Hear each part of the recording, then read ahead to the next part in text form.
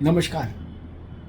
वक्फ पर जो सियासी जंग शुरू हुई है पूरे देश में, उसका सबसे बड़ा और सबसे तीखा रूप स्वरूप कहाँ दिखाई देगा? वो दिखाई देगा उत्तर प्रदेश के अखाड़े में।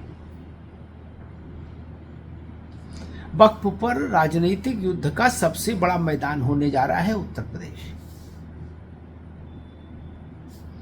उसके पीछे एक बड़ी वजह है। वैसे भी आपने देखा होगा कि कल लोकसभा के भीतर जितना आक्रामक समाजवादी पार्टी थी, उतना आक्रामक और दल नहीं थे। समाजवादी पार्टी में अखिलेश यादव खुद और उनके विशेष तौर पर जो मुस्लिम सांसद हैं, वो सब लोग, उन्होंने एक बहुत तीखा लहजा अख्तियार किया इस लड़ाई के लिए। उसका एक कारण है। मैं क्यों कह रहा कि उत्तर प्रदेश सबसे बड़ा जंग का मैदान होगा, जो वक्त पर सियासी जंग होने जा रही है उसमें। उसका कारण समझ लीजिए। उत्तर प्रदेश नहीं, पूरे देश में वक्फ के पास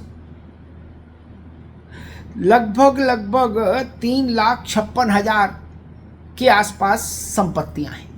3,56,000 के आसपास संपत्तियां हैं, कुछ कम ज़्यादा होंगी।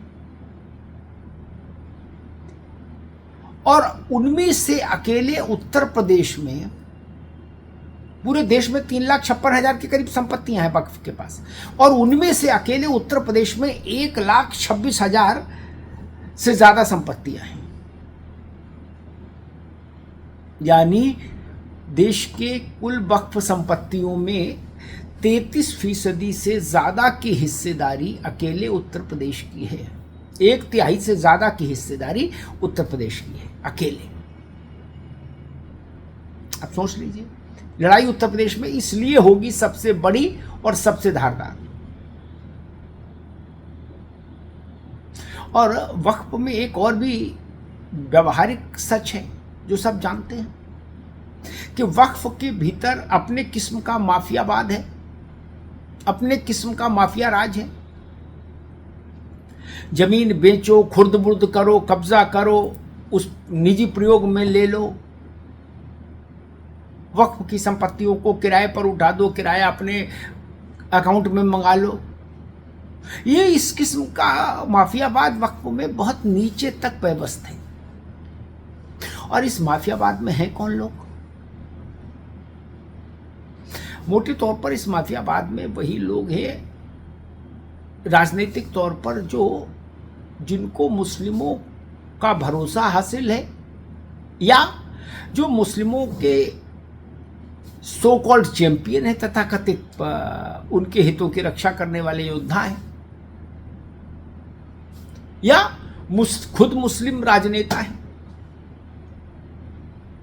ये 3 प्रकार के लोग वक्फ में माफियागिरी के सूत्रधार रहे हैं।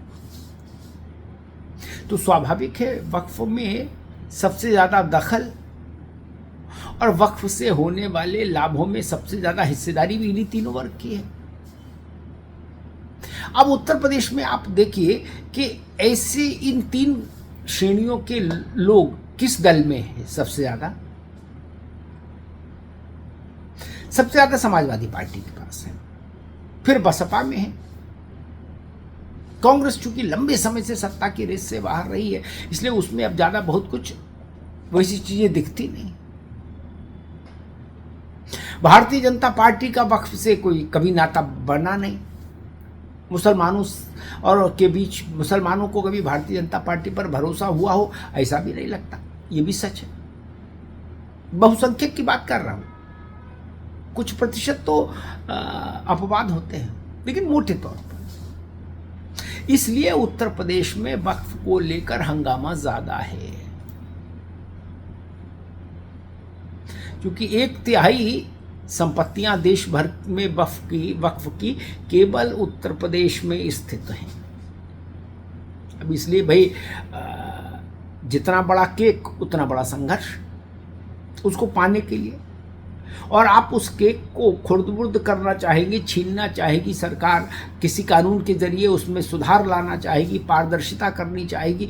आप उस मकड़ जाल को अगर तोड़ना चाहेंगे और माफियाओं के पास वक्फ के चलते जो संपदा और सुविधाएं हैं उनको अगर आप छीनना चाहेंगे। अतीक अहमद ने वक्फ की भूमि पर अपनी कॉलोनियां काट दी थी। बाद में जब योगी जी का शासन आया और उन्होंने वहाँ बुलडोजर चलाना शुरू किया माफियाओं पर, तो सब चीज़ें सामने आई। वक्फ की ज़मीन पर कॉलोनियां काट दी, अरबों रुपया अपनी सदरी के अंदर कर लिया। तो वक्फ का खेल ऐसा है। अब चूंकि अतक दबंग था, उसे समाजवादी पार्टी का संरक्षण हासिल था, बसपा में भी रहा था। यही स्थिति उत्तर प्रदेश में और पूर्वांचल के एक और बड़े माफिया हैं, माफिया परिवार है, उनके ऊपर भी लगता है आरोप। पश्चिमी उत्तर प्रदेश के एक बड़े राजनेता हैं मुस्लिम, उनके ऊपर भी यही आरोप लगता है कि उन्होंने वक्फ की जमीन, कब्रिस्तान की, दरगाह की सारी जमीनें कब्जा कर ली और उनमें अपना साम्राज्य खड़ा कर दिया। बहुत सारे पुराने समाजवादी पार्टी के पुराने, वर्तमान और वैसे सांसद और विधायक हैं जिन पर समय समय पर वक्फ की जमीन कब्जाने का, उसका दुरुपयोग करने का आरोप लगता रहा है। तो ये एक ऐसी गाय थी वक्फ, इसमें जो दबंग था वो अपनी एक बाल्टी अपनी ले आता था और दूध दूह के चला जाता था इसको। अब अगर नए विधेयक में ये दूध दूह के चले जाने वाला रास्ता बंद कर देगी सरकार, तो स्वाभाविक है उसे विरोध झेलना पड़ेगा जमीन पर इन दबंगों का, इन माफियाओं का, वक्फ से लाभ लेने वाले लोगों का।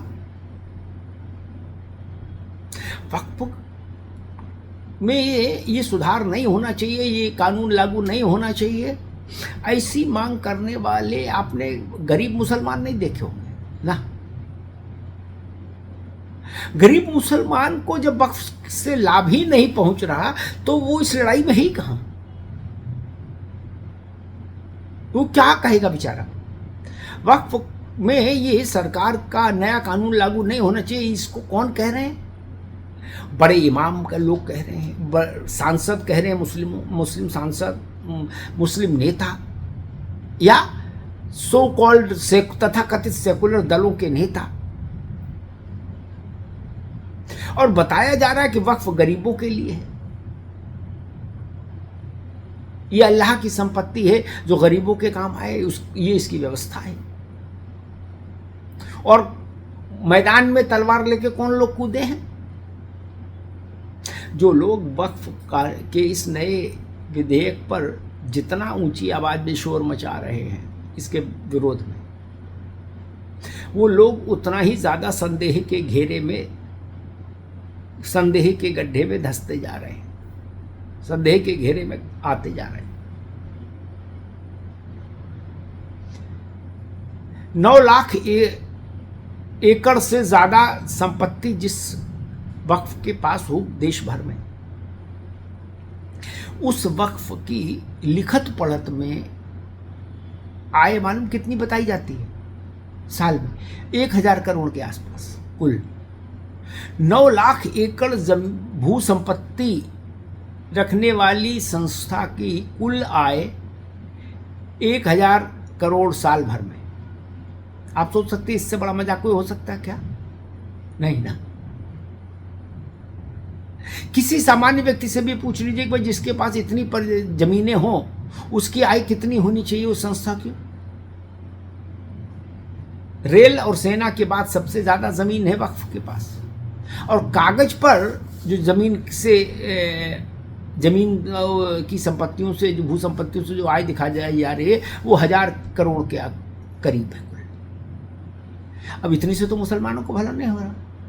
फिर जो बिना कागज वाली आय है, जो रजिस्टर में नहीं लिखी जा रही, वो किसकी जेब में जा रही है? लड़ाई वही है। वक्फ कई सारी सियासत वहीं से समझ में आएगी जब आप ये जान लेंगे कि आपके इलाके में वक्फ की जो संपत्ति है उसकी जो गैर रजिस्टर वाली, अंडर द टेबल वाली आय है, वो किसकी जेब में जा रही है, किसके कुर्ते की जेब में, किसकी सदरी की जेब में वो आए जा रही है। जिस दिन आप मुसलमान, गरीब मुसलमान, सामान्य मुसलमान ये जान लेगा, उसी दिन वक्फ का सारा अर्थतंत्र जो है वो बेनकाब हो जाएगा। इसीलिए मैंने कहा कि उत्तर प्रदेश पर निगाह रखिए, सबसे बड़ी सियासी लड़ाई वक्फ पर उत्तर प्रदेश में ही होने जा रही है। धन्यवाद।